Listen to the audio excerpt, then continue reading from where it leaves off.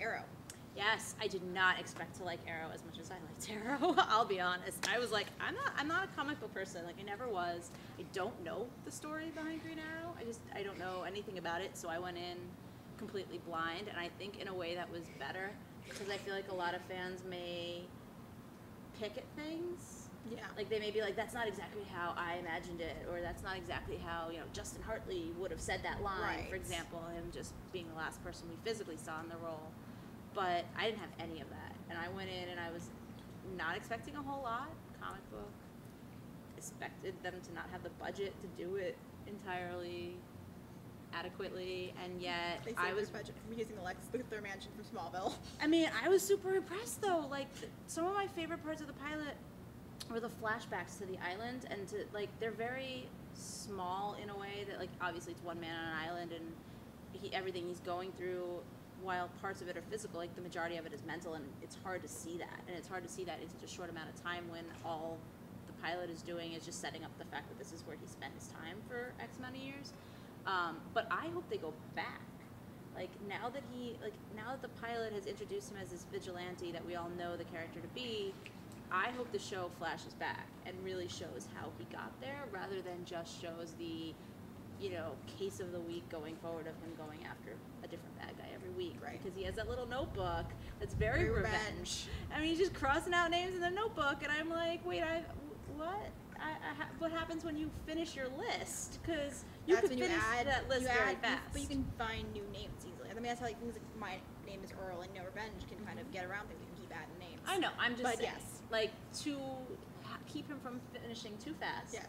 I would like to go back into some of the mythology that maybe I don't know about, And I will say this, like, Steven and Katie make the show for me. Like, I love their chemistry. I want to see more from her. I hope that they introduce the other side to her character a lot sooner than maybe they, again, would have a few years ago, because I think that's going to be really, really interesting, and I think it's going to be really fun for them to play and for us to kind of watch. Yeah. I mean, and I came at this in a weird way. Like, I really, really enjoyed it, but I was coming at it, I'm not a massive, like, fan of the character, but I watched Smallville. I like Justin in the role, and it was kind of a bummer when the idea was first floated around. It's like, well, you had him as a really great Green Arrow, so what's the kind of purpose of doing it this soon? Kind of a reboot to something that you just had on your own network a couple of years ago.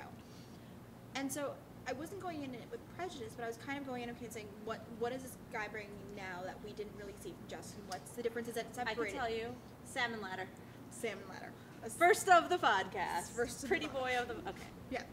We're going to have to, like, a little score at the corner of the screen. Uh-huh. Ding! It's going to become a thing, guys. But I was really, really, really impressed. It was one of the earlier pilots that I saw of the year. And so I was really happy to have that kind of solidness. I felt like everything about the pilot exceeded my expectations. I thought Steven and Katie were fantastic. I thought the story was compelling, aside from the Lex Luthor mansion that they reused, I'm okay with that. Which I simultaneously think it's amusing and think it's, like, kind of questionable that you were trying to separate yourself from Smallville and yet you're using the same set. People like me won't notice. There aren't many people like me out there, but right.